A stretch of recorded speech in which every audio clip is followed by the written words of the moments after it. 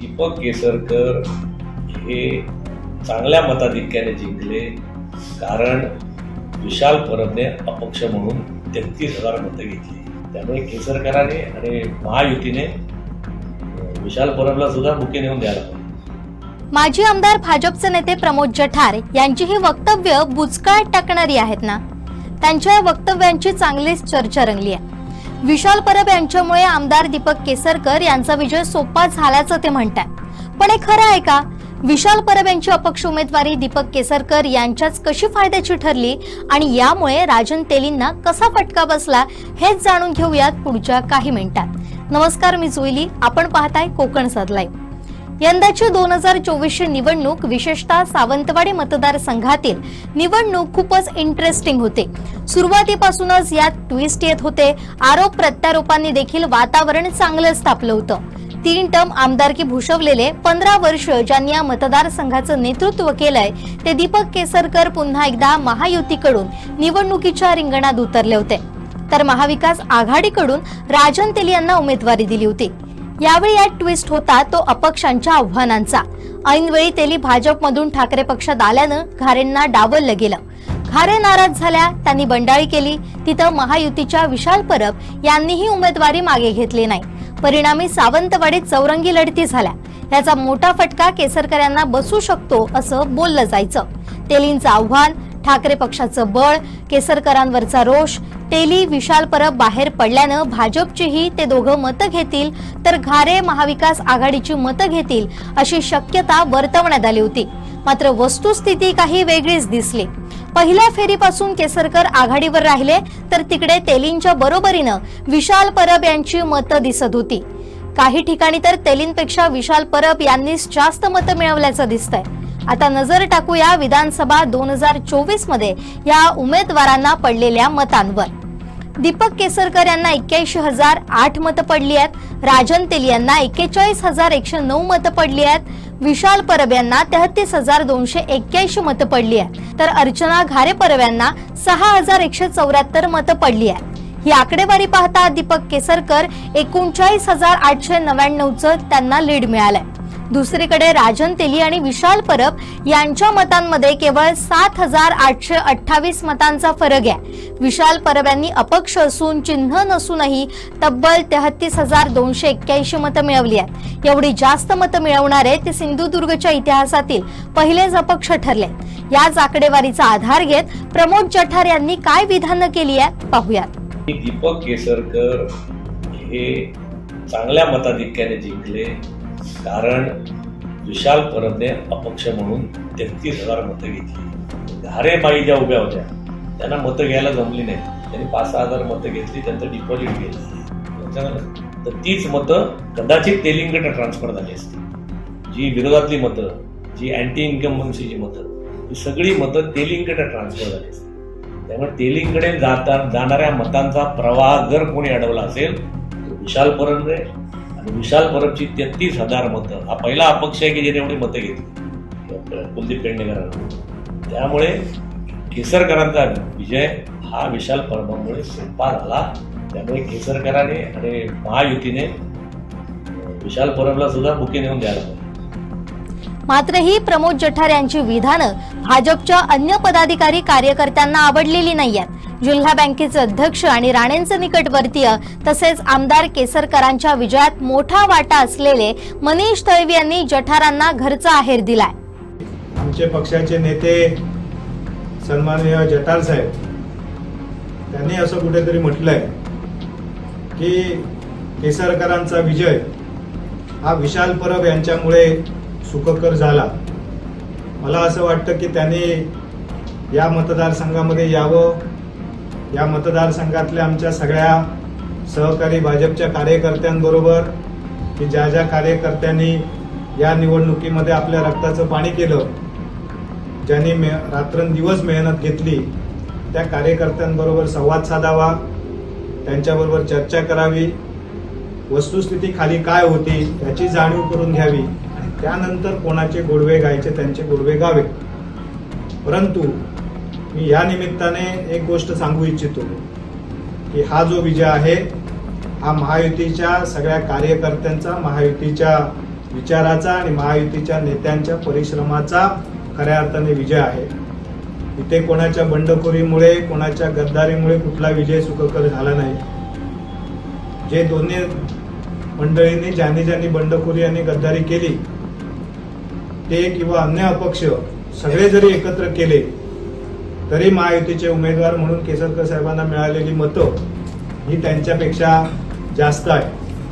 आणि त्यामुळे अशा कोणाच्या तरी बंडखोरीमुळे विजय सुखकर झाला असं म्हणून पुन्हा एकदा भारतीय जनता पार्टीच्या कार्यकर्त्यांचा अपमान करण्याचा प्रयत्न कुठल्याही नेत्याने करू नये.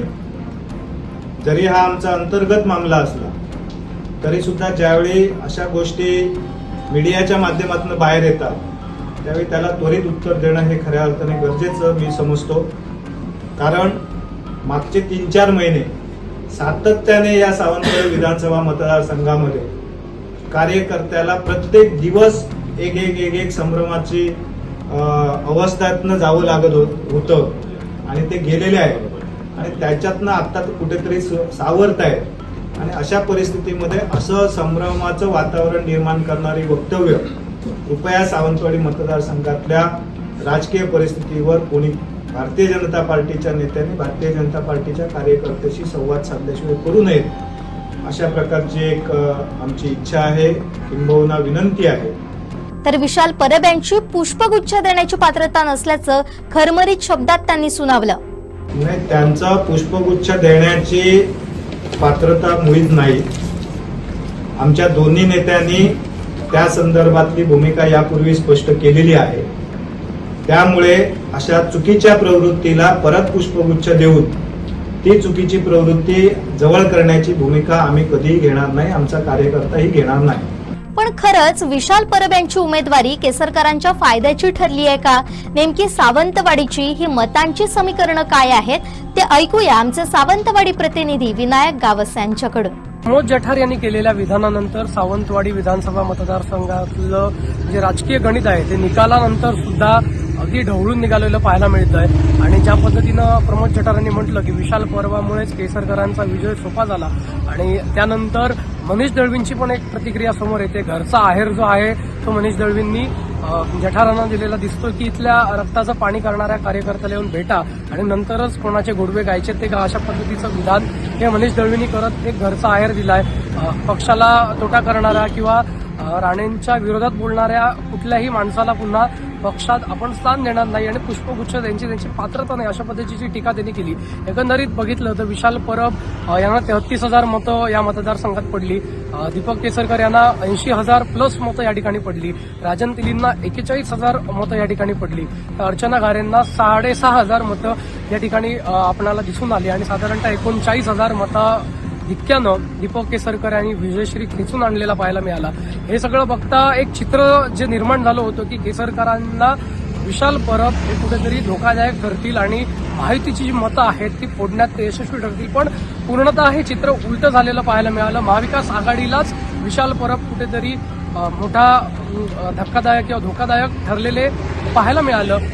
नारायण राणेंना जी खासदारकीला 85,000 मतं या मतदारसंघात महायुतीला मिळाली होती त्यापेक्षा 5,000 मतं ही कमी यावेळी विधानसभेला मिळाली आहे आणि ती फोडण्यात विशाल परब कुठेतरी यशस्वी झाले असं म्हणायला हरकत नाही.